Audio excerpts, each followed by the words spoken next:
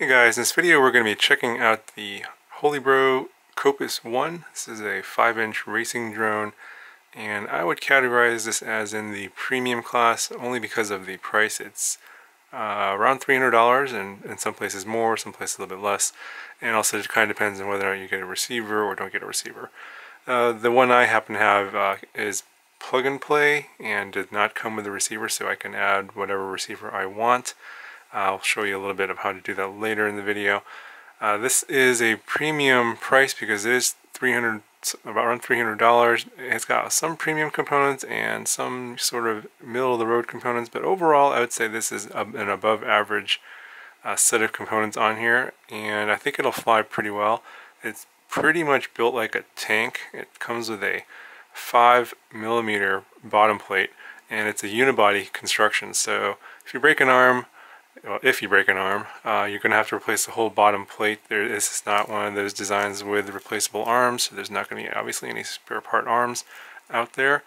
But yeah, it's definitely 5mm and quite stiff. I can try and bend it, but it takes quite a bit of strength to bend it.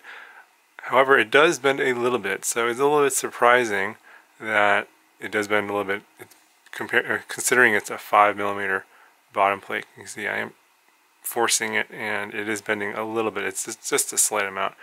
Yeah, so even though it's 5mm, it's probably bending about the same as a 4mm plate, though I think that'll probably hold up pretty well in a crash. I guess we'll find out if that ever happens. You can see here that it's a stretch decks construction here. It's going to be closer together in the side-to-side dimension, and in the front-to-back dimension it's a little bit longer. So we'll grab a few quick measurements here.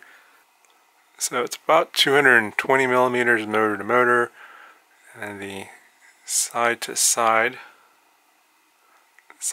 about 132mm, and the front to back is about 175mm.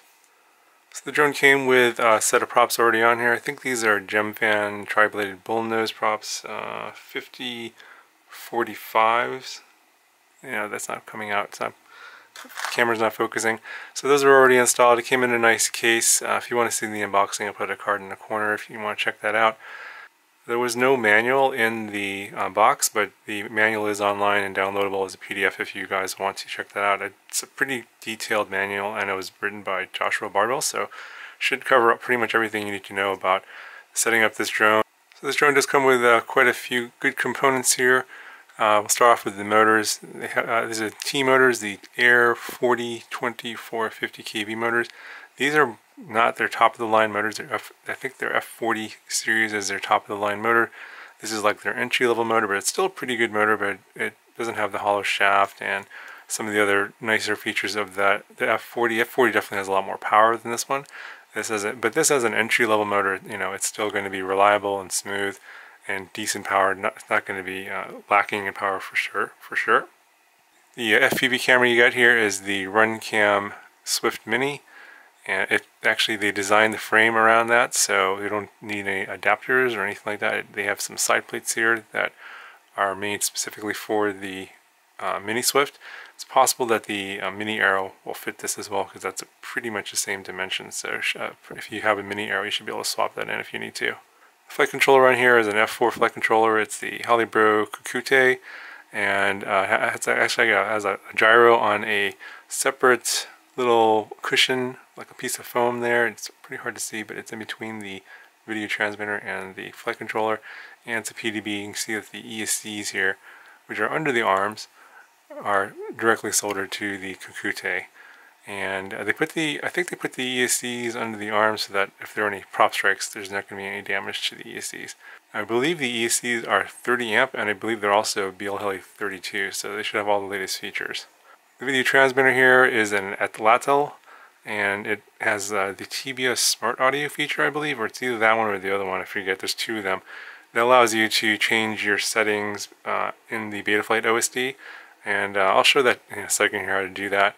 One of the things is it doesn't have any lights on it, so if you happen to not want to use the OSD and you just want to use the button there to change your bands and channels, it does make it a little bit tricky to figure out what band and channel you're on. So I recommend definitely using the OSD to figure out how to change your bands and channels. The video transmitter does have a little pigtail that comes out the side over here. It's an MMCX connector. It's an improvement, and a pigtail, and then it comes out the back here on the bottom below these LEDs and the buzzer, and it is secured in there with this metal bracket here, so, and at an angle, so it's kind of pointed down. So this pretty unlikely that this antenna will actually catch anything. It's definitely going to stay out of the way of the props, and it's kind of stubby and short, so even if you back into something here, it's not likely this is going to damage. You're going to have to hit something that is going to be able to sneak in between these two arms here and underneath, or pass through the props to damage this antenna. But then of course, since the SMA connector here is basically braced here with this metal bracket, probably the only thing that's going to break is the antenna. You can just replace that.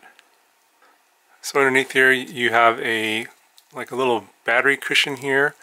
You can see that will cushion and grip the battery, and then you have this carbon plate as well that'll protect the bottom of the battery from when you're doing landing and stuff, because sometimes the bottom of the battery, when it's exposed, will land on a rock or something and get a nice little dent in it. This should prevent that from happening, and also makes a nice little flat surface for your takeoffs.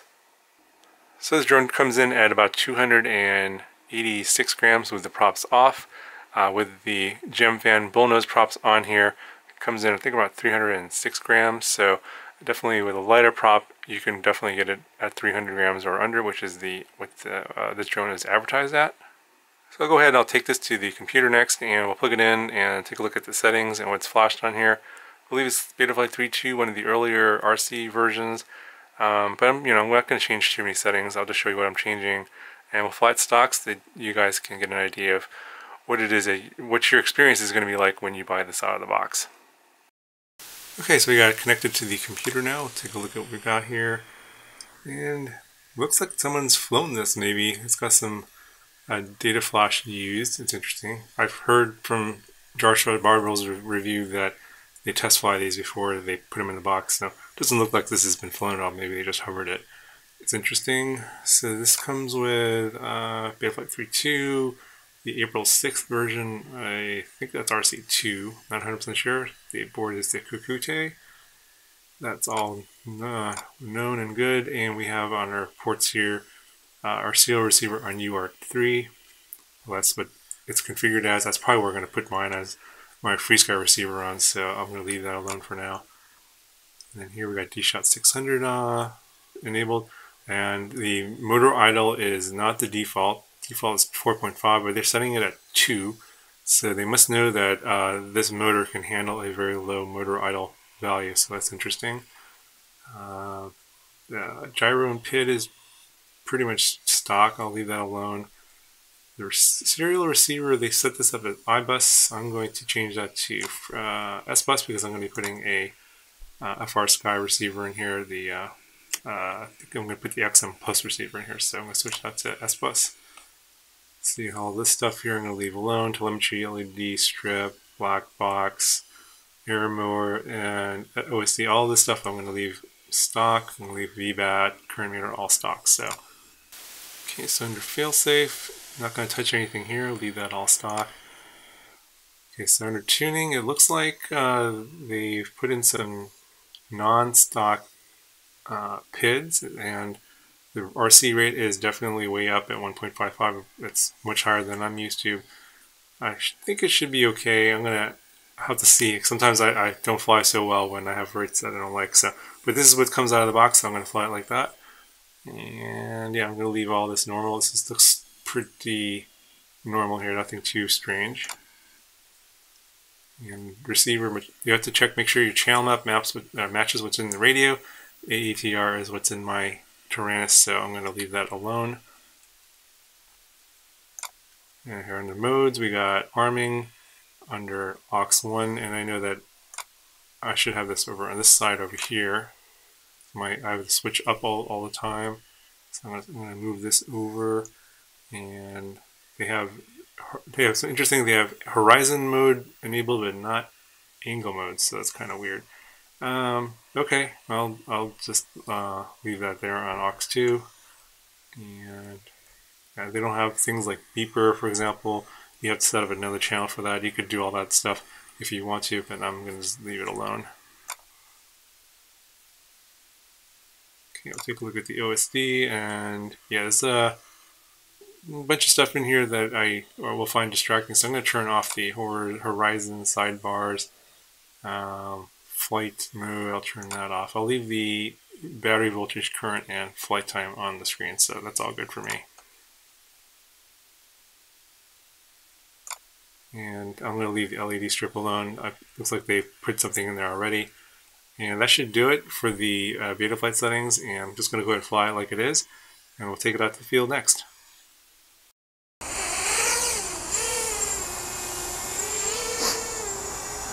Motors sound real smooth.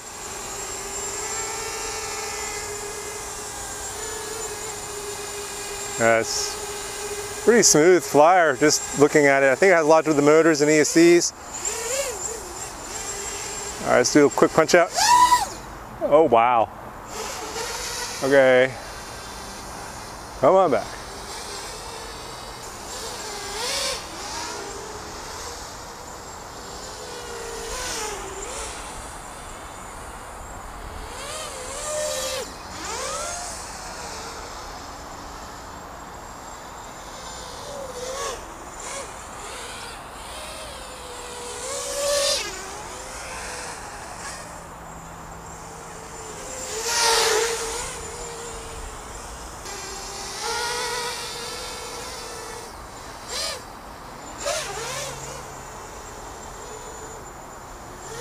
Try a few flips. Oh, the rate is way high. That's what I thought it was going to be like. Oh man, you don't need to do a full stick over like I usually do here. Very fast roll rate. I'm going to dial that down in the OSD. That's going to be too much for me to fly. All right.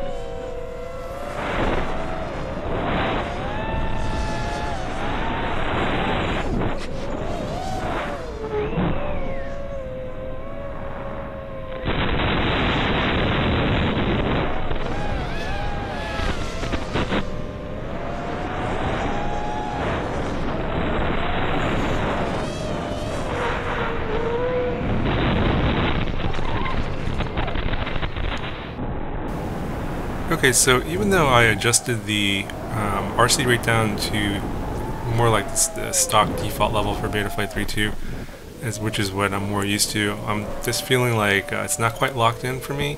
The PIDs seem okay. Betaflight 3.2 has a pretty good, pretty wide range for good PIDs. The thing that is standing out for me in terms of flying this is the sort of twitchiness on the roll and pitch axis. It seems to overreact a little bit. It just might need some adjustment to the eye gain.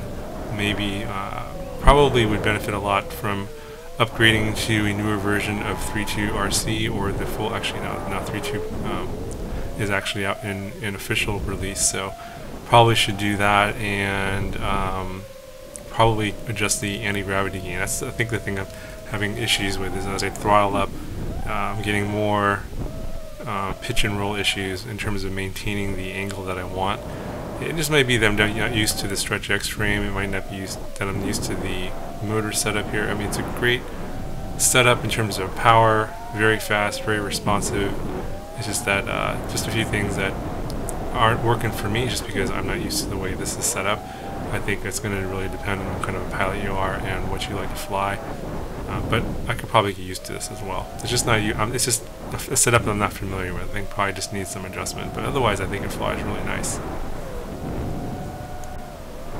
Now, whether or not this is worth $300, I think that's going to be a more difficult question because, you know, price can be a big factor for a lot of people. I mean, especially in the mini drone market, you know, price sensitivity is a pretty big issue. You know, there's a lot of other models out there that probably fly just as well and costs not nearly as much, probably in the 150 to 200 range. And yeah, I mean, there's no doubt that the components in here are very good. It's just that I'm not 100% sure that the $300 price tag is going to be worth it for a lot of people. I think that if they can come down on the price and something a little bit more reasonable in the $200 to $250 range, I think that this would be a really good value. I think overall, like I said, I think it still flies very well. I think it just comes down to whether or not the $300 price tag is going to be worth it over a larger number of other models that are out there that are going to be good choices as well. So anyway, that's going to do it for this review of the Holybro Kopis. Let me know if you guys have any questions or if you want to see any content about this particular model in a future video. I might be flying this some more and maybe doing a full Betaflight flash and getting some better PIDs and stuff in here and see how it flies. So let me know if you have any comments or questions, and I will take those into account for the next video. Talk to you guys later.